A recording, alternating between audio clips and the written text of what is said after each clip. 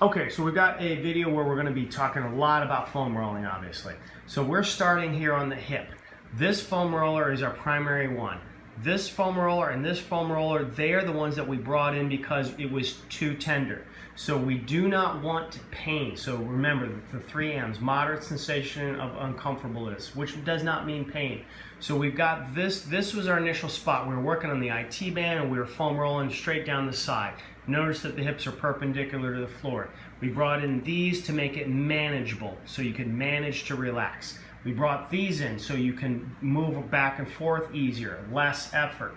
Also, we wanted to prop you up a little bit because laying down, also sometimes all the way down, can sometimes make this uncomfortable.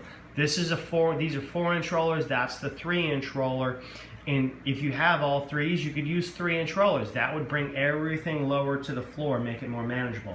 The neck position, we want the neck on straight. So since we've got this 6-inch roller, then this upright arm works fine and it's safe.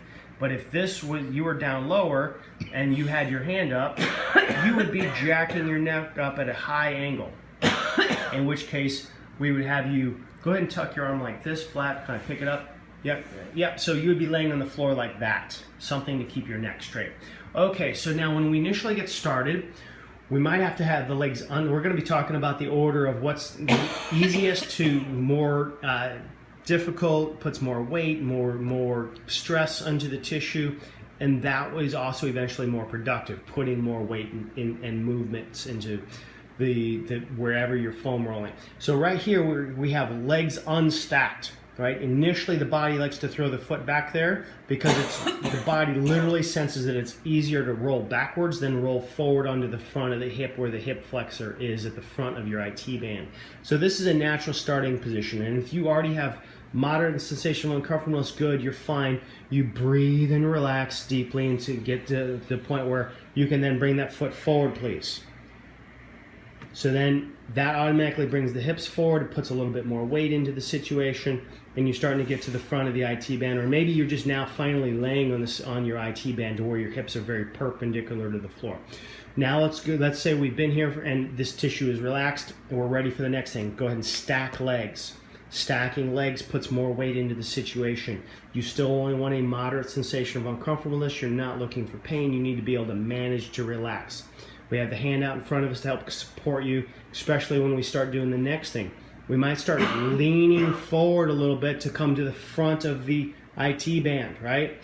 Good, and then as you're starting to lean forward, you might need this hand there.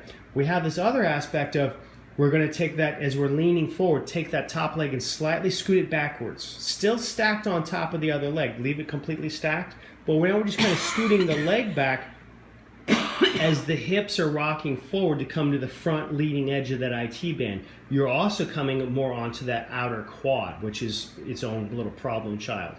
Okay, so now we've got those things. Now let's look at active mobility. So one, we're going to be moving that bottom leg, the knee. So active mobility, moving a joint to affect the tissue that you're foam rolling. So here we're doing this, right? But we did realize that we said ultimately we're trying to work on this hip tissue. These other two foam rollers, they're still doing a little bit of their own. Depending on how uncomfortable you are, it is going to depend on how much this active mobility is going to help. Now, let's go ahead. So that was that movement there. Now let's go ahead and leave that foot still. Now let's actually move the flexion and extension of the hips. We're going to get a good top side view. So we're just going to pivot back and forth. And think of this kind of as grinding then, right? So you're trying to grind the tissue against the foam roller, right? And this would all be considered cross friction, right? Well, that's the technique of moving perpendicular, basically like a saw across the tissue. Okay, so we've got those techniques. We've got some movement. And then realize that we're using the soft white foam rollers, and then eventually we will move into the blue ones and the black ones and the ones with the spikes and the protrusions so it digs in more. Now, now we've covered this one area, right? We've already rocked forward a couple inches very slowly and bit by bit, and we've covered all that tissue from the side of the hip around towards the front. Good. And let's say that's all taken 5 to 10 minutes. All this stuff is done very slowly. So like this movement is particularly fast for the sake of just trying to get some demonstration in the video.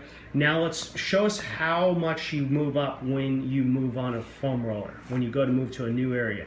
How little movement. Boom, that's it right there. Almost looks like you didn't move anything at all, right? But you moved about that much, didn't you? The top of the foam roller is only this wide. That's only as far as you need to move, okay?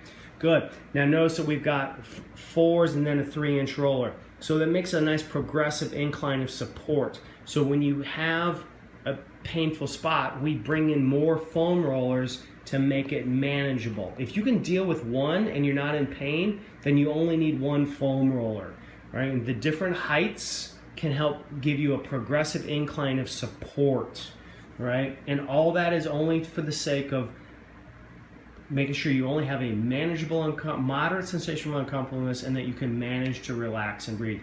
And then number 3 is modify. If you can't say yes to the first 2, you modify something by bringing in more foam rollers or putting a towel over it. And then lastly is time. You have to give it enough time. You stay on each spot, breathing deeply and relaxing, until you feel like you've made a viable change. That tissue has gone from it's uncomfortable to it's pretty comfortable, and then you do one of those extra pieces and movements before you move around to an absolutely new spot.